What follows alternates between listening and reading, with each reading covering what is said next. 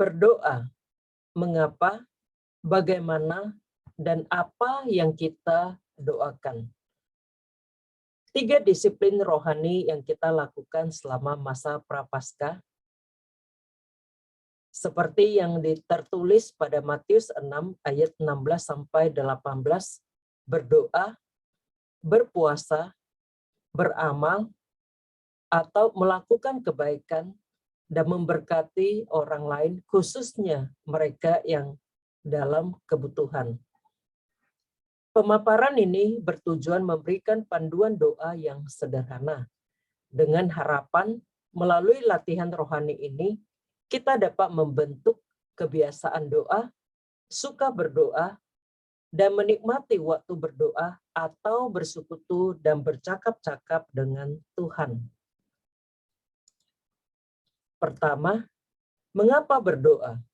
Ibrani 4:16 mengatakan, sebab itu, marilah kita dengan penuh keberanian menghampiri tahta kasih karunia, supaya kita menerima rahmat dan menemukan kasih karunia untuk mendapat pertolongan kita pada waktunya. Doa dimulai dari relasi kita dengan Allah. Siapa Allah bagi Anda? Siapa Anda bagi Allah? Bagaimana relasi Anda dengan Allah pada saat ini? Alkitab memberitahukan kepada kita, setiap kita yang membuka hati, menerima Yesus sebagai Raja dan Juru Selamat, membiarkan Yesus tinggal di dalam diri kita, relasi kita dengan Allah pertama-tama adalah menjadi anak. Seperti yang tertulis pada Roma pasal 8 ayat 15. Sebab kamu tidak menerima roh perbudakan yang membuat kamu menjadi takut lagi. Tetapi kamu telah menerima roh yang menjadikan kamu anak Allah. Oleh roh itu kita berseru, ya Aba, ya Bapa. Yang kedua, Yohanes 8 ayat 31 mengatakan, jikalau kamu tetap dalam firman-Ku, kamu benar-benar adalah murid-Ku. Kita adalah murid, pengikut, atau disebut juga orang Kristen. Yang ketiga, Yesus berkata, aku tidak menyebut kamu lagi hamba, tetapi aku menyebut kamu sahabat.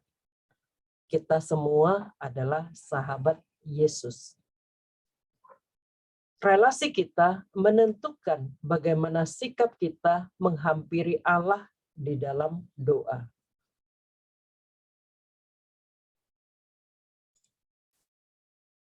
Sebagai anak kecil seperti anak kecil yang datang kepada ibu atau ayahnya, ia tidak perlu belajar atau mempersiapkan untuk berkata-kata. Ia akan berbicara dengan memakai kata-kata ataupun gaya bahasa yang sesuai dengan kedewasaannya. Seperti seorang sahabat ataupun murid, kita tidak perlu jaim. Bagaimana atau apa? Kita tidak perlu jaim untuk datang kepada Tuhan, sahabat, dan guru kita. Tuhan mengenal kita lebih daripada kita mengenal diri kita sendiri. Yang kita perlukan, mari datang kepadanya dengan segenap keberadaan kita. Yang kedua, bagaimana berdoa? Lukas 11 ayat 1 tercatat demikian. Pada suatu kali, Yesus sedang berdoa di salah satu tempat. Ketika ia berhenti berdoa, berkatalah seorang dari murid-muridnya kepadanya, Tuhan, ajarlah kami berdoa, sama seperti yang diajarkan Yohanes kepada murid-muridnya. Kita belajar bercakap-cakap, kita belajar berkomunikasi, pertama-tama melalui ibu dan ayah atau mereka yang merawat kita ketika kita masih balita. Tetapi semakin dewasa, kita juga mulai belajar dari lingkungan kita. Kita bertumbuh dari bahasa bayi dengan ucapan yang hanya dipahami oleh pengasuh kita, lalu ke bahasa kanak-kanak, dan akhirnya semakin dewasa, kita semakin mampu berkata-kata dengan baik dan jelas, dengan topik yang lebih mendalam, percakapan yang lebih mendalam.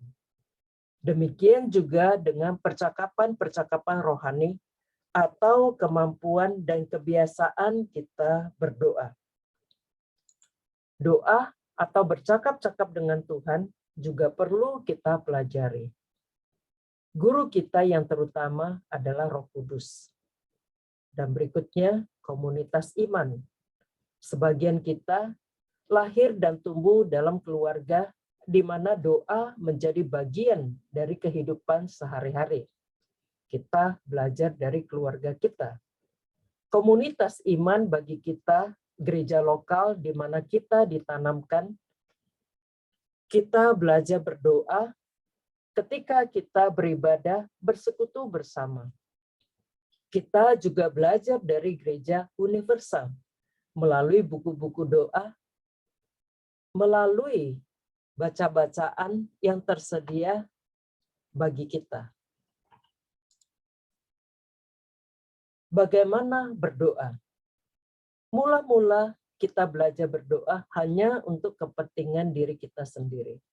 Semakin kita mengenal Tuhan, kita menjadi semakin dewasa dan semakin mampu merasakan apa yang menjadi beban di hati Tuhan.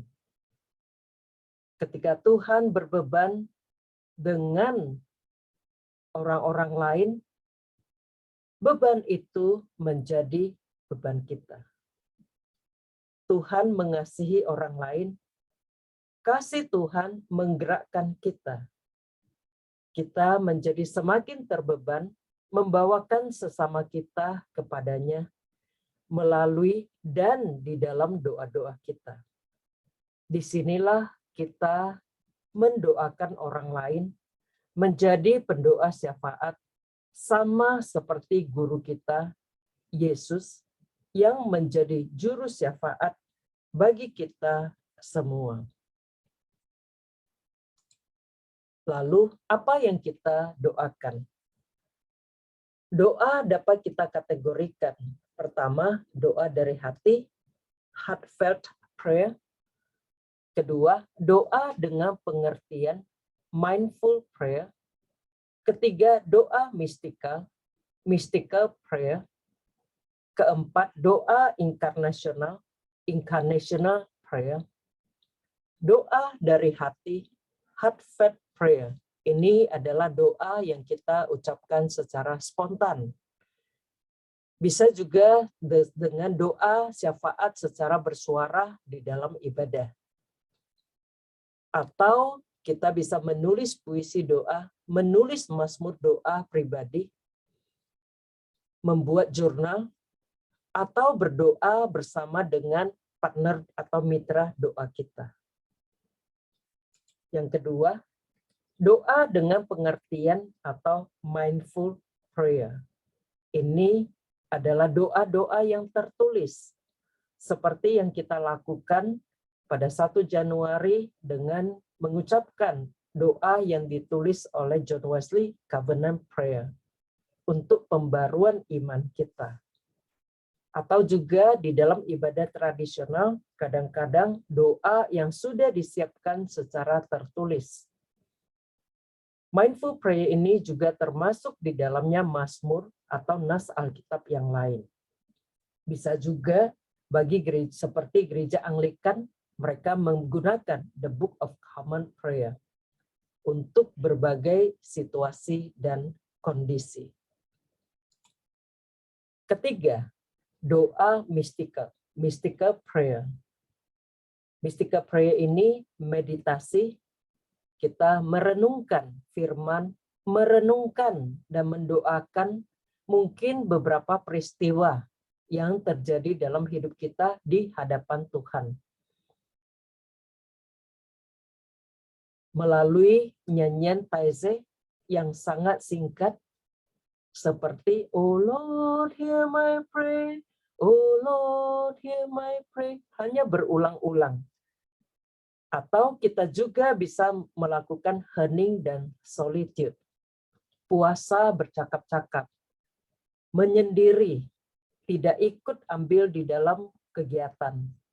Meluangkan waktu yang cukup panjang, minimal beberapa jam, setengah hari, atau bahkan berhari-hari. Seminggu, bahkan lebih dari itu. Waktu yang cukup panjang untuk mendengarkan suara Tuhan. Berikutnya, Lectio Divina, yaitu berdoa dengan firman. Kita membaca, berdoa dengan kontemplasi, dan kemudian merespon. Itu Lectio Divina. Yang terakhir, doa inkarnasional. Doa inkarnasional ini kita lakukan sembari kita melakukan aktivitas sehari-hari. Pikiran kita terus berpaut dengan Tuhan Yesus, kita bercakap-cakap dengannya. Bahkan ketika kita melayani, kita tahu hati kita juga tak putus-putusnya berdoa.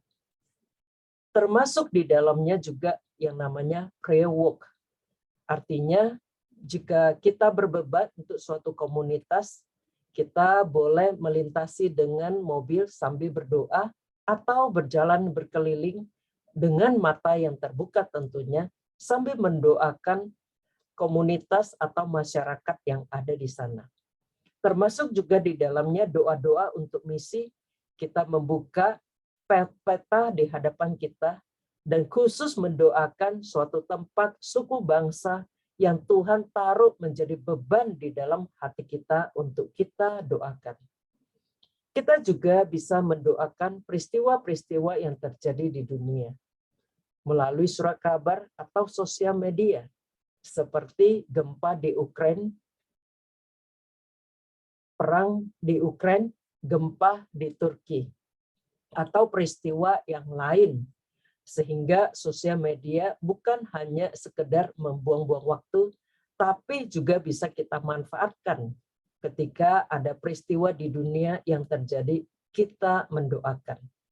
Bisa juga dengan membuat buletin doa atau mengirimkan kartu doa kepada orang-orang yang kita doakan. Sekarang, apa respon Anda? Matius 26 ayat 41 mengatakan, berjaga-jagalah dan berdoalah, supaya kamu jangan jatuh ke dalam pencobaan. Roh memang penurut, tetapi daging lemah. Allah memanggil kita untuk mendekat kepadanya. Seperti ayat pengantar kita untuk memasuki pekan Prapaskah ini. Berbaliklah kepadaku dengan segenap hatimu. Yoel 2 ayat 12. Berbaliklah kepadaku dengan segenap hatimu. Apa respon Anda? Anda boleh menuliskan kerinduan Anda khususnya dalam hal berdoa. Kehidupan doa seperti apa yang ingin Anda lakukan, yang kemudian menjadi bagian dari kehidupan rohani Anda. Mulailah berdoa sekarang juga.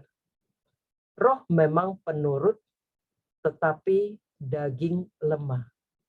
Tuhan tahu kondisi kita, dan Ia akan memberikan anugerah yang kita butuhkan untuk bertumbuh di dalam kehidupan doa, sehingga kita semakin mengenalnya, semakin bertumbuh menjadi serupa dengannya. Selamat berlatih berdoa, jadikan disiplin doa ini bagian dari perjalanan Prapaskah Anda. Tuhan memberkati.